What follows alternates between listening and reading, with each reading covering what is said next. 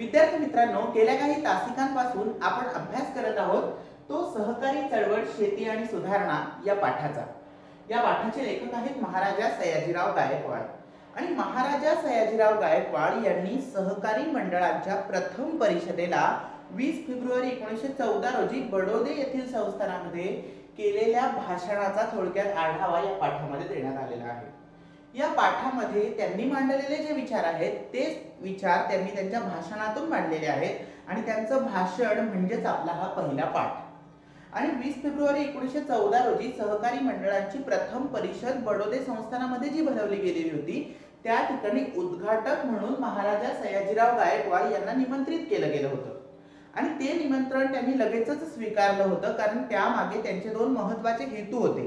ते दोन महत्त्वाचे हेतू आपल्या भाषणाच्या सुरुवातीलाच त्यांनी त्यामधून सांगितलेले आहेत।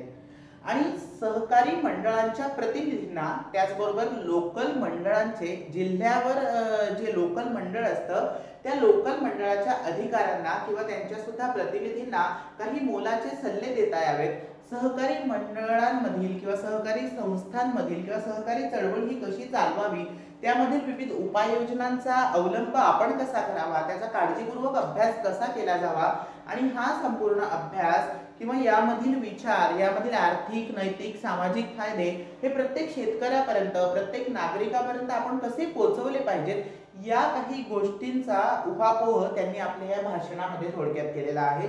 आणि हे संपूर्ण विचार ते त्या सहकारी मंडळांच्या प्रतिनिधींना याद्वारे सांगू इच्छितात, कारण हे सहकारी मंडळी म्हणजेच खऱ्या अर्थानं त्या त्या गावातील पुढारी आहेत आणि या पुढाऱ्यांनी आपल्या शेतकऱ्यांचे प्रश्न समजून घेतले पाहिजेत, त्यांना सहकारी चळवळीचं महत्त्व समजावून सांगायला हवं। आणि त्याचबरोबर शेतीचा विकास कसा व्हावा, शेतकऱ्याची प्रगती कशी व्हावी हा मुद्दा तर त्यांनी यामध्ये मांडलेला आहेच, परंतु त्याशिवाय त्या त्या भागातील उद्योग संस्थांमध्ये सुद्धा त्यांनी प्रगती कशी साधली पाहिजे, उद्योग नवनवीन कशा प्रकारे उभारले पाहिजेत, त्यासाठीचं आर्थिक पाठबळ किंवा इतर मदत तुम्हाला हवी असेल तर ती तुम्ही कशा रीतीने घ्यायला हवी, त्यासाठी स्वतः त्या उद्योजकांनी काय काय केलं पाहिजे, शेतकऱ्यांनी सुद्धा इतरांवर अवलंबून न राहता, परावलंबी न राहता स्वावलंबीच कसं व्हायला पाहिजे, या संबंधीचे अनेक विचार त्यांनी या पाठामधून म्हणजेच आपल्या त्या भाषणामधून मांडलेले आपल्याला दिसून आले। आणि विद्यार्थी मित्रांनो, जर आपण बघायला गेलं हा संपूर्ण पाठ आपला या ठिकाणी आता संपलेला आहे। यामध्ये मांडलेले विचार आपण सगळे बघितलेले आहेत। या पाठाचा एकूण विचार करता काही महत्त्वाचे मुद्दे हे आपल्या समोर येत असतात। तर हे महत्त्वाचे मुद्दे कोणकोणते, तर याद्वारे महाराजा सयाजीराव गायकवाड यांनी सहकारी चळवळ शेती आणि सुधारणा या पाठाद्वारे त्यांनी या भाषणामधून त्यांच्या शेती सुधारणा आणि सहकारी चळवळी विषयीचे विचार हे आपल्याला यामधून स्पष्ट होत असतात। आणि त्याचप्रमाणे बडोदा संस्थानामधील शिक्षण, उद्योग याची सुद्धा आपल्याला माहिती मिळते। म्हणजे त्यांनी सहकारी चळवळी विषयीचा सुद्धा बडोदे संस्थानातील इतिहास थोडक्यात आपल्याला या भाषणाद्वारे सांगितलेला होता। त्यामध्ये त्यांनी हेही सांगितलं की बडोदा संस्थानामध्ये किती सहकारी संस्था आहेत, त्यामध्ये किती कामगार काम करत असतात, कशा पद्धतीने हे कामकाज चालू आहे, त्यामध्ये कोणकोणत्या योजना राबवल्या जातात, याचा संपूर्ण इतिहास किंवा संपूर्ण अभ्यास सुद्धा त्यांनी आपल्या भाषणातून आपल्या समोर मांडलेला आहे। आणि त्याचबरोबर बडोदा येथील संस्थानामध्ये शिक्षण हे कशा रीतीने चालू आहे, शिक्षणापासून वंचित असलेल्या लोकांना सुद्धा किंवा अडाणी अशा शेतकऱ्यांपर्यंत सुद्धा शिक्षण हे कशा रीतीने पोहोचवलं जात आहे याविषयीचा सुद्धा थोडक्यात अभ्यास त्यांनी या भाषणामधून मांडलेला आहे, विचार त्यामध्ये मांडलेले आहेत। आणि त्याचबरोबर नवनवीन उद्योग जे बडोदा संस्थानामध्ये उभारले गेलेत त्याविषयीची सुद्धा थोडक्यात माहिती त्यांनी आपल्या या भाषणातून देण्याचा प्रयत्न केलेला आहे। आणि त्याशिवाय जाती पंथ विषयक प्रगतिशील दृष्टिकोन सुद्धा यामधून त्यांचा स्पष्ट झालेला आहे। म्हणजे महाराजा सयाजीराव गायकवाड यांना जाती आणि पंथाविषयी जो भेदभाव केला जातो तो मान्य नाही आणि ते विचार सुद्धा त्यांनी यामध्ये मांडलेले आहेत। त्यांचा नेमका जाती आणि पंथाविषयीच्या भेदभावाविषयीचा दृष्टिकोन कोणता आहे तो त्यांनी या पाठामधून, या भाषणामधून स्पष्ट केलेला आहे।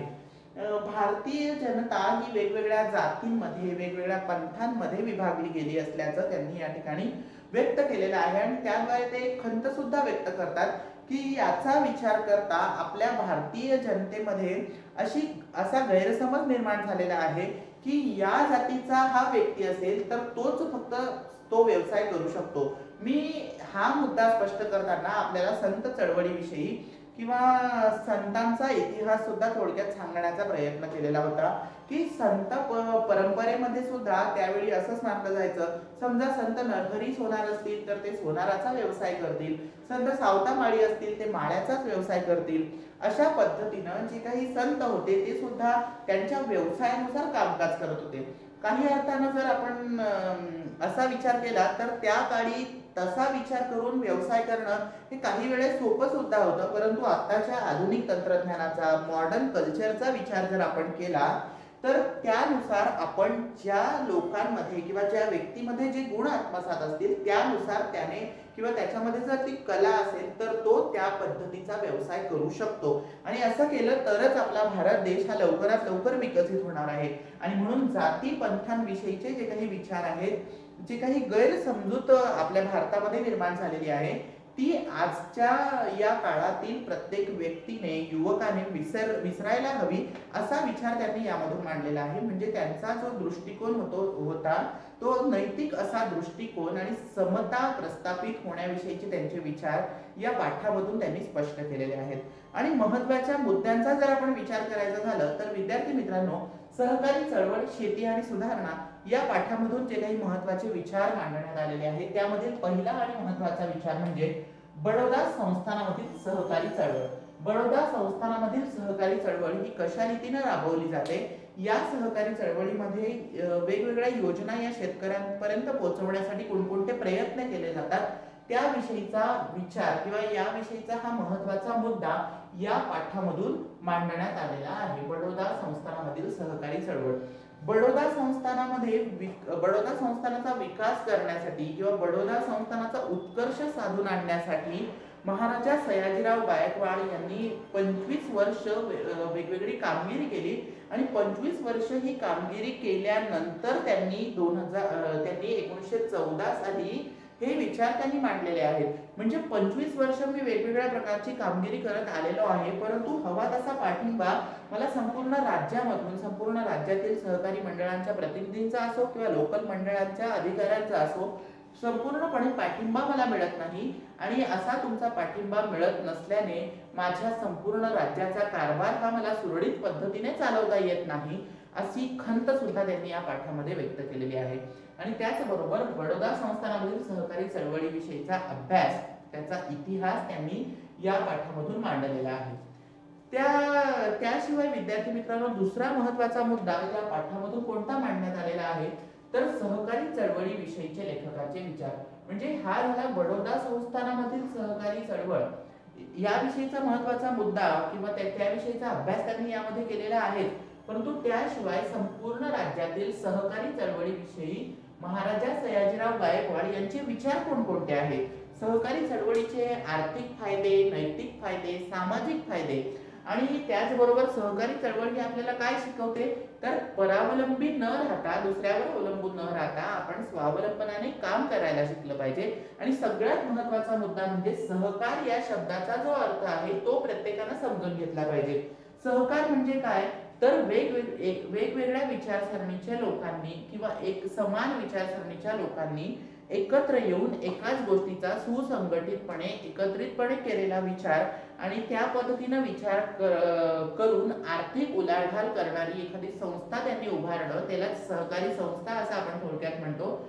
आणि अशा एका विचारावर सर्वांचं ठाम मत असेल आणि त्या विचारानुसार त्यांनी सर्वांनी अभ्यास करून सहकारी चळवळ ही पुढे न्यावी असा त्यांनी थोडक्यात याद्वारे विचार मांडलेला आहे. आणि म्हणून सहकारी चळवळीविषयीचे महाराजा सयाजीराव गायकवाड यांचे जे विचार आहेत त्या विचारांवर सुद्धा आपण अभ्यास करायला हवा, कारण हा या पाठातील अतिशय महत्त्वाचा मुद्दा आहे आणि त्यावर आधारित तुम्हाला प्रश्न सुद्धा येऊ शकतात. आणि त्याचबरोबर तिसरा आणि महत्त्वाचा मुद्दा म्हणजे ज्यावर आपण आत्ताच चर्चा केली ते जाती आणि पंथ याविषयी महाराजा सयाजीराव गायकवाड यांचा दृष्टिकोन कोणता आहे.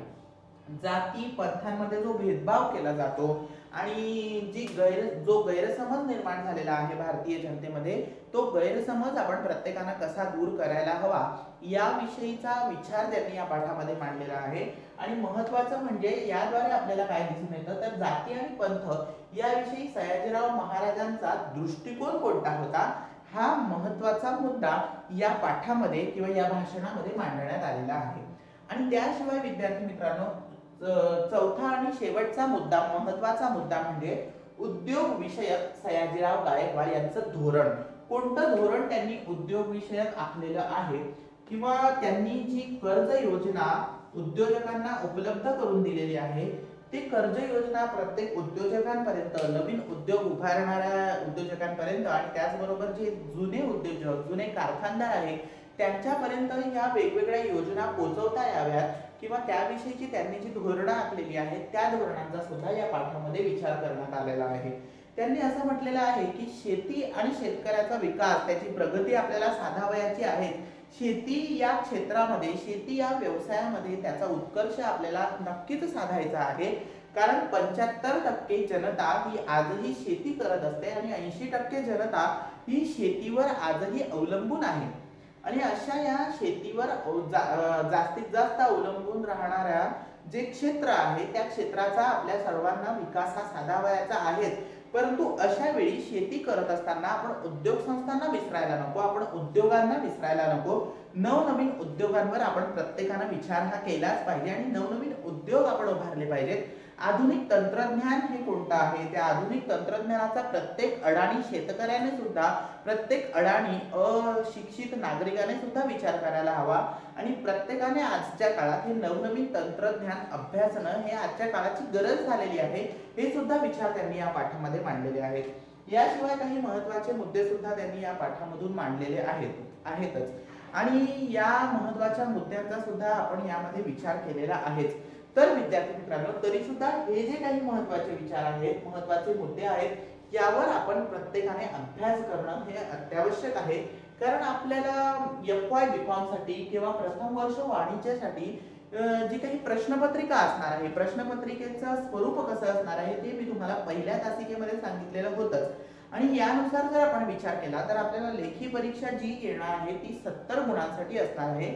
आणि या 70 गुणांमध्ये 55 गुण हे आपल्याला उत्कर्ष वाटा या पाठ्यपुस्तकासाठी, या अभ्यास पुस्तकासाठी देण्यात आलेले आहेत.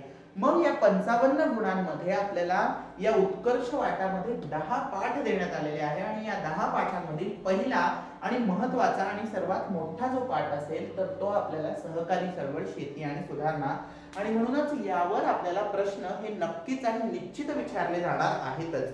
आणि म्हणूनच विद्यार्थी मित्रांनो, यामध्ये कोणकोणत्या प्रकारचे प्रश्न विचारले जातील हे समजून घेण्यासाठी सर्वप्रथम आपण या पाठामध्ये कोणकोणते मुद्दे मांडण्यात आलेले आहे, कोणकोणत्या मुद्द्यांचा अभ्यास करण्यात आलेला आहे ते समजून घेणं हे गरजेचं असल्या कारणाने हे महत्त्वाचे मुद्दे मी या ठिकाणी तुम्हाला सांगितले. बडोदा संस्थानातील सहकारी चळवळ, त्याचबरोबर सहकारी चळवळीविषयी लेखकाचे विचार, त्याचबरोबर जाती पंथ याविषयी सयाजीराव महाराज यांचा दृष्टिकोन आणि उद्योग विषयक सयाजीराव गायकवाड यांचे धोरण, हे काही महत्त्वाचे मुद्दे तुम्हाला या पाठामध्ये देण्यात आलेले आहे. यावरच आधारित काही प्रश्न तुम्हाला विचारण्यात येतील. परंतु त्याशिवाय महत्त्वाची गोष्ट तुम्ही लक्षात घेतली पाहिजे कोणत्याही प्रश्नाचं उत्तर लिहिताना, कारण तुम्हाला हे जे प्रश्न विचारले जाणार आहेत ते एका वाक्यात असे प्रश्न नसणार किंवा 20 शब्दात उत्तरे लिहा अशा प्रकारचे सुद्धा प्रश्न विचारले जाणार नाही. तर आपल्या प्रश्नपत्रिकेचं स्वरूप एकूण बघता आपल्याला 7 ते 7.5 गुणांसाठीचा एखादा प्रश्न, त्याचबरोबर 10 गुणांसाठीचा एक प्रश्न आणि त्याचबरोबर जो मोठा प्रश्न आपल्याला असणार आहे तो 20 गुणांसाठीचा प्रश्न असणार आहे. आणि म्हणून या पाठावर आधारित सुद्धा कोणताही प्रश्न तुम्हाला विचारला जाऊ शकणार आहे. आणि म्हणून आपण याचा सविस्तर पद्धतीनं, विस्तृत पद्धतीनं विचार करणं, अभ्यास करणं ही आपली गरज आहे. आणि म्हणून विद्यार्थी मित्रांनो, काही महत्त्वाच्या गोष्टी तुम्ही लक्षात घेतल्या पाहिजेत. आणि ज्यावेळी आपण या उत्तरांची प्रस्तावना लिहिणार असू, सुरुवातीला आपण उत्तर लिहिताना जे प्रास्ताविक करत असतो त्या प्रास्ताविकामध्ये प्रास्ताविक करत असताना तुम्ही महत्त्वाचे काही मुद्दे मांडणं आवश्यक आहे. की एखादा प्रश्न तुम्हाला आला, त्या प्रश्नामध्ये तुम्ही हे वाक्य किंवा हा जो काही विचार आहे तो विचार सहकारी चळवळ, शेती आणि सुधारणा यामध्ये महाराजा सयाजीराव गायकवाड यांनी त्या मुद्द्याचा विचार केलेला आहे किंवा हा विचार त्यांनी मांडलेला आहे. आणि मग महाराजा सयाजीराव गायकवाड हे कोण होते, तर मी त्यांचा परिचय तुम्हाला सुरुवातीला जो करून दिलेला होता तो परिचय आपण आठवला पाहिजे. आणि त्यावेळेस तुम्ही यामध्ये महत्त्वाच्या गोष्टी फक्त काही नोंदवल्या तरी त्यामध्ये महत्त्वाचं तेवढंच आहे की महाराजा सयाजीराव गायकवाड हे बडोदा संस्थानाचे अधिपती होते, कुलपती होते किंवा बडोदा संस्थानाचे ते संस्थानिक होते, राजा होते. ही महत्त्वाची गोष्ट तुम्ही लक्षात घेतली पाहिजे. आणि सहकारी चळवळ शेती आणि सुधारणा हे त्यांचे एक भाषण आहे. हे भाषण त्यांनी कुठं केलेलं आहे, तर हे भाषण त्यांनी बडोदे येथील संस्थानामध्ये केलेलं आहे. आणि ते कधी केलेलं आहे, तर ते त्यांनी 20 फेब्रुवारी 1914 रोजी केलेलं आहे. 20 फेब्रुवारी 1914. आणि हे त्यांनी 20 फेब्रुवारी 1914 रोजी कशाच्या निमित्ताने केलेलं आहे, तर त्या ठिकाणी सहकारी मंडळींची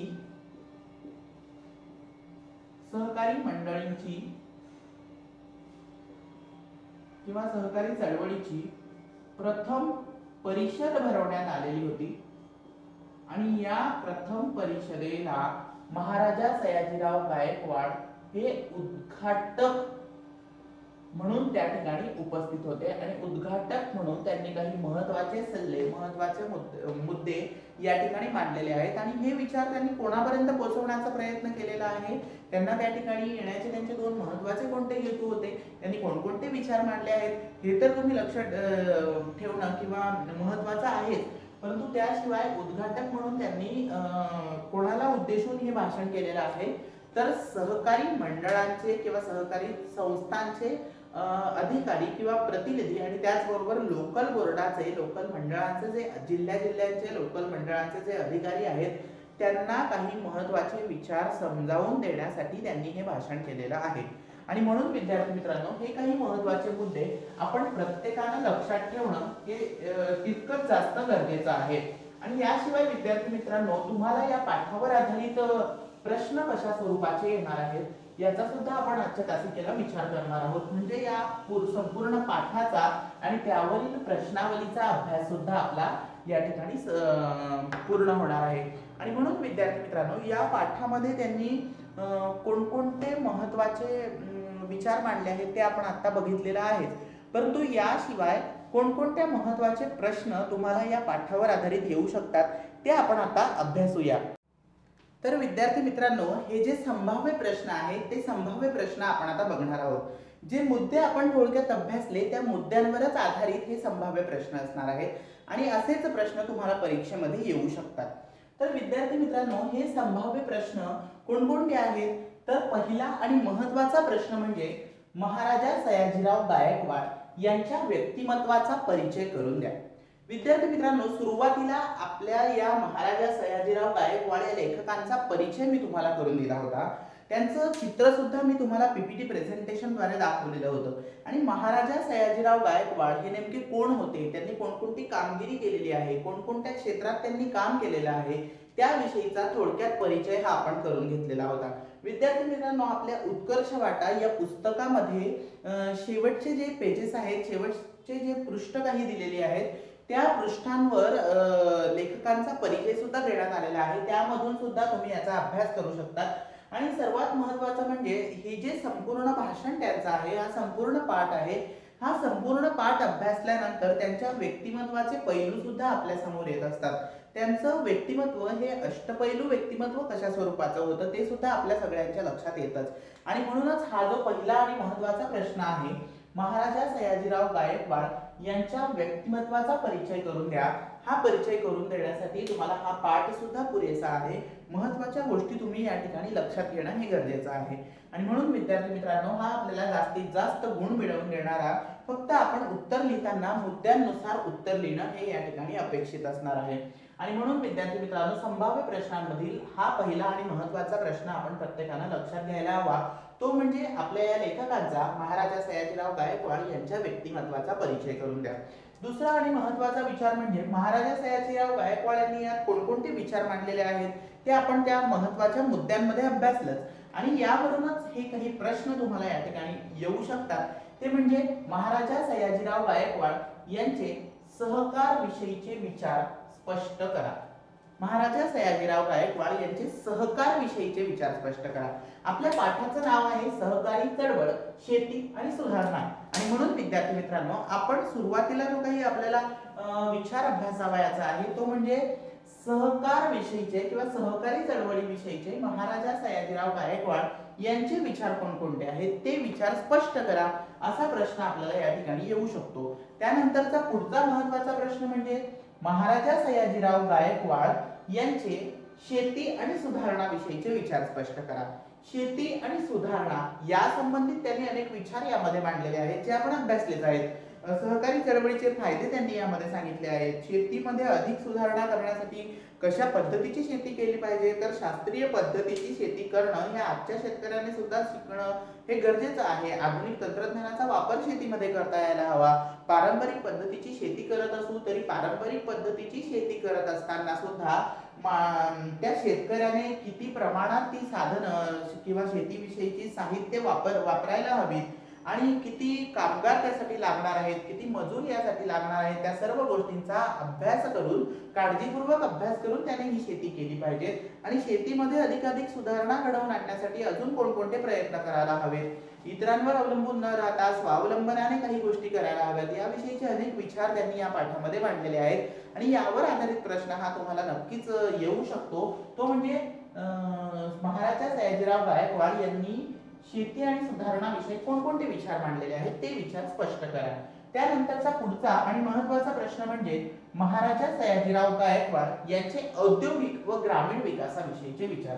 विद्यार्थी मित्रांनो, मी आता आपण ज्यावेळी मुद्द्यांचा अभ्यास केला त्यावेळी सुद्धा सांगितलं की महाराजा सयाजीराव गायकवाड यांनी फक्त आणि फक्त शेतीमध्येच उत्कर्ष साधावा असं सांगितलेलं नसून त्यांनी आपल्याला याद्वारे हे सुद्धा सांगितलं आहे की शेतीचा विचार करता करता शेतीमध्ये सुधारणा घडवून आणता आपण उद्योगांकडे सुद्धा तितकंच जास्त लक्ष देणं गरजेचं आहे. नवनवीन उद्योजकांपर्यंत वेगवेगळ्या योजना आपण पोहोचवल्या पाहिजेत किंवा जे आधीचे कारखानदार असतील त्यांना सुद्धा नवनवीन उद्योग उभारण्यासाठी आपण मदत करायला हवी. सहकार सुद्धा त्यांच्या मदतीसाठी उभंच आहे आणि त्याविषयीचे त्यांचे कोणकोणते विचार आहेत किंवा उद्योग विषयक त्यांनी कोणती धोरणं आखलेली आहेत, त्या धोरणांची अंमलबजावणी कशा पद्धतीने होत आहे आणि त्याचा काळजीपूर्वक अभ्यास आजच्या उद्योजकांनी सुद्धा करायला हवा, याविषयीचे त्यांचे जे काही विचार आहेत किंवा त्यांचा जो काही दृष्टिकोन आहे तो दृष्टिकोन किंवा औद्योगिक आणि ग्रामीण विकासाविषयीचे त्यांचे विचार स्पष्ट करण्याविषयी संबंधित प्रश्न सुद्धा आपल्याला येऊ शकतो.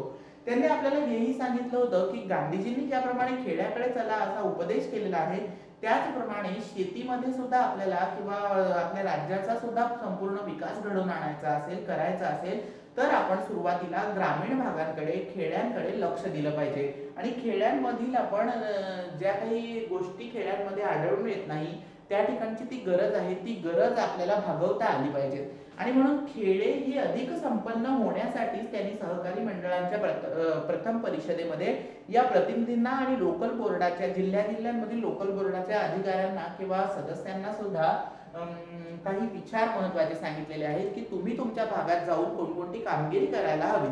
आणि म्हणूनच त्यांना ग्रामीण विकास घडवून आणायचा होता, त्याचबरोबर औद्योगिक विकास सुद्धा घडवून आणायचा होता. औद्योगिक प्रगती त्यांना अधिकाधिक करून आणायची होती आणि त्यासाठीचे त्यांनी जे विचार मांडलेले आहेत ते विचार कोणकोणते ते स्पष्ट करा, असा संभाव्य प्रश्न आपल्याला या ठिकाणी येऊ शकतो. आणि त्याचबरोबर विद्यार्थी मित्रांनो, हा एक महत्त्वाचा प्रश्न अशा पद्धतीने आपल्याला येऊ शकतो की ग्राम जीवनाच्या दृष्टीने सहकार तत्वांना विशेष महत्त्व आहे, याविषयी सयाजीराव गायकवाड यांचे विचार स्पष्ट करा.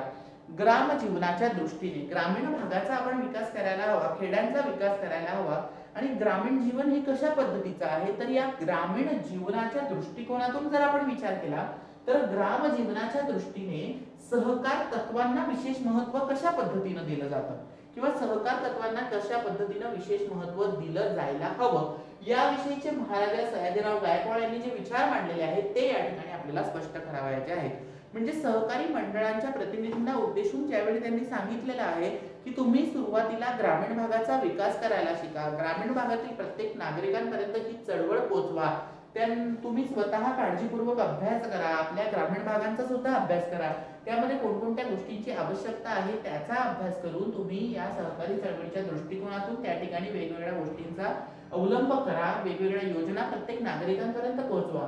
तर या ठिकाणी आपल्याला तेच सांगितलं आहे की ग्रामजीवनाच्या दृष्टीने सहकार तत्वांना, जी काही सहकारी तत्व आपण यामध्ये अभ्यासली सहकारी चळवळीमध्ये, त्या सहकार तत्वांना ग्रामजीवनाच्या दृष्टीने खरोखर महत्त्व आहे का, आणि जर असेल तर ते कशा पद्धतीने महत्त्व आहे आणि त्याला ते विशेष महत्त्व कशा पद्धतीने आहे, याविषयी महाराजा सयाजीराव गायकवाड यांनी या पाठामध्ये जे विचार मांडलेले आहेत ते विचार आपल्याला स्पष्ट करण्यासाठीचा प्रश्न आपल्या प्रश्नपत्रिकेमध्ये येऊ शकतो या पहिल्या पाठावर आधारित।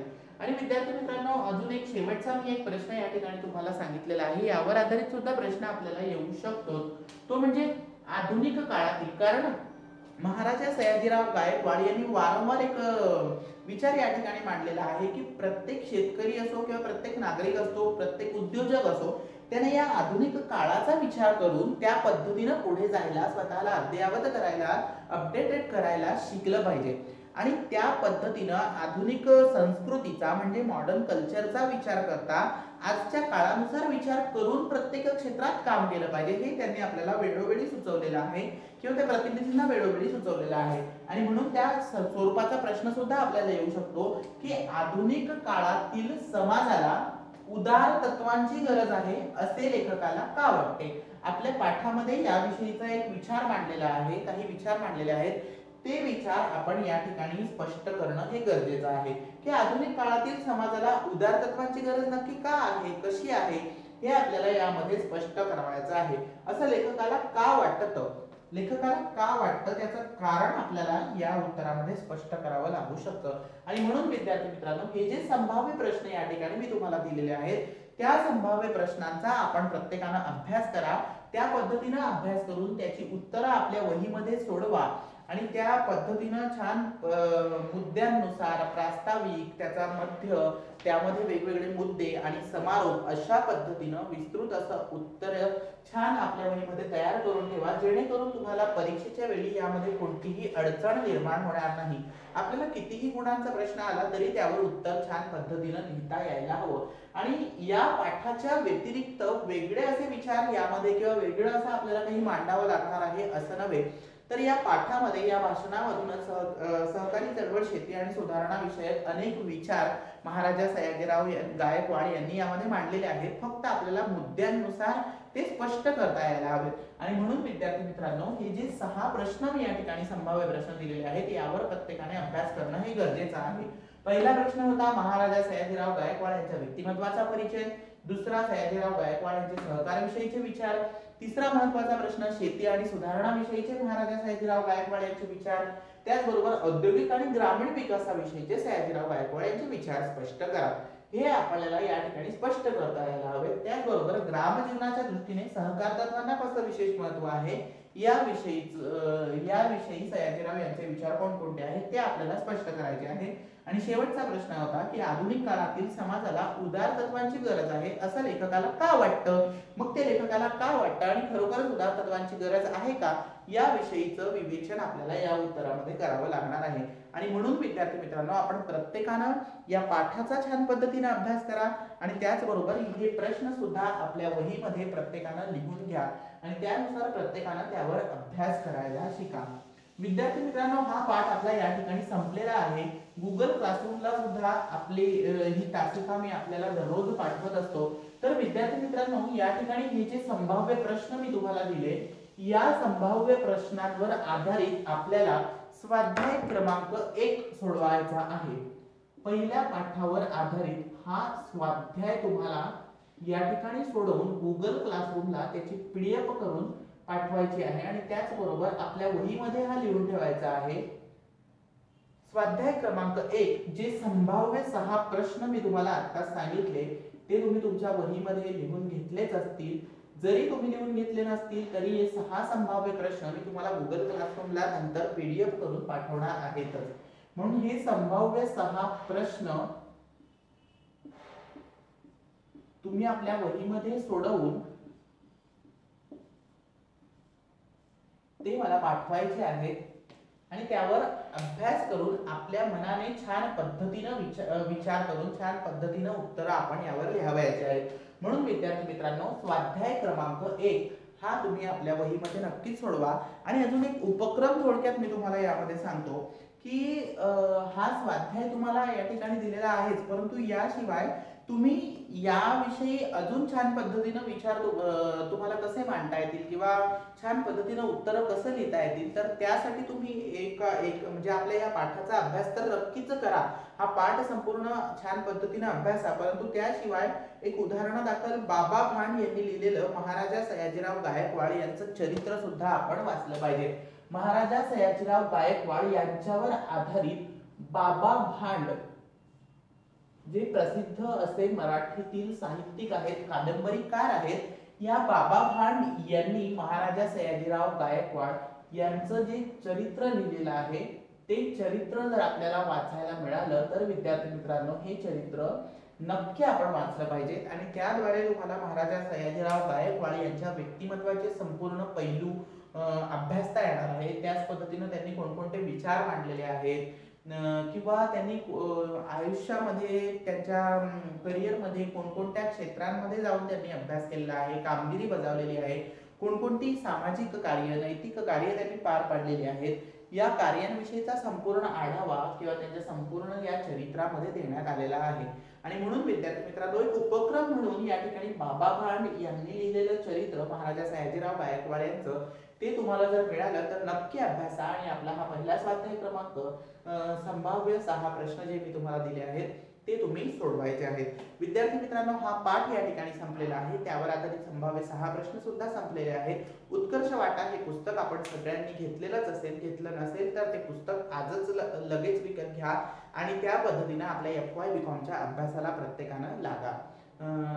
विद्यार्थी मित्रांनो प्रत्येक तासाला आपण ज्या पद्धतीने सुविचार बघतो त्याच पद्धतीने आता सुद्धा आपण एक सुविचार बघणार आहोत. तर चला बघूया सुविचार. तर विद्यार्थी मित्रांनो आजचा जो चांगला विचार आपण या ठिकाणी बघणार आहोत तो आहे संत कबीर यांचा एक दोहा किंवा त्यांची एक काव्य पंक्ती. संत कबीर म्हणतात, बुरा जो देखन मैं चला बुरा न मिलिया कोय, बुरा जो देखन मैं चला बुरा न मिलिया कोय, जो दिल खोजा आपना मुझसे बुरा न कोय. तर विद्यार्थी मित्रांनो हा जो विचार त्यांनी या ठिकाणी आपल्या दोह्यामधून मांडलेला आहे त्याचा अर्थ असा आहे, जेव्हा मी जगात वाईट शोधायला निघालो तेव्हा मला तीळमात्र वाईट दिसलं नाही. जेव्हा मी जगात वाईट शोधायला निघालो तेव्हा मला तीळमात्र वाईट दिसलं नाही. पण जेव्हा मी स्वतःच्या अंतःकरणात डोकावून पाहिलं तेव्हा मात्र माझ्या हे लक्षात आलं की जगामध्ये माझ्यापेक्षा वाईट मात्र कोणीही नाही. आणि विद्यार्थी मित्रांनो हे अगदी खरं आहे की आपण आपल्या आजूबाजूला आपल्या इतरत्रच वाईट लोकांना शोधत असतो. आपल्याला असं वाटतं की आपल्या आजूबाजूला जी लोक आहेत तीच वाईट आहेत, परंतु खरं तर असा विचार करता करता आपण आपल्या अंतःकरणातच डोकावून पाहायला विसरतो. आपण आपल्या स्वतःला ओळखणं विसरतो, स्वतःमध्ये बदल घडवायलाच आपण विसरून जातो. आणि म्हणून विद्यार्थी मित्रांनो आपल्याला वारंवार जे वाटत असतं की आपल्या आजूबाजूला असणारी लोक वाईट आहेत हा विचार करत बसण्यापेक्षा आपण स्वतःला एकदा निरखून बघा. स्वतःचं एकदा निरीक्षण आपल्या प्रत्येकाने आपलंच केलं पाहिजे. आपण ज्यावेळी म्हणून बुरा जो देखन मैं चला मुझसे बुरा न मिलिया कोय, जेव्हा वाईट शोधायला आपण जातो तेव्हा तिथं कोणीही वाईट आपल्याला मिळत नाही. जो दिल खोजा आपना, आपण आपल्या अंतःकरणात ज्यावेळी डोकावून पाहतो मुझसे बुरा न कोय त्यावेळी आपल्याला लक्षात येतं की खरं तर या जगामध्ये आपल्यापेक्षा वाईट कोणीच नाही. खरं तर जे काही दुर्गुण असतील ते आपल्यामध्येच दडून बसलेले आहेत आणि आपले दुर्गुण हे आपल्यालाच माहीत असतात. म्हणून विद्यार्थी मित्रांनो आपल्या अंतःकरणात प्रत्येकानं डोकवायला या ठिकाणी शिकलं पाहिजे आणि आपल्यामध्ये जे काही लोभ मोह अहंकार याविषयीचे काही विचार असतील, षड्रिपू असतील, ते विचार सुरुवातीला आपण प्रत्येकानं दूर करायला हवे. आपल्या अंतःकरणात डोकवायला आपण प्रत्येकानं शिकायला हवं. धन्यवाद विद्यार्थी मित्रांनो. Thank you very much.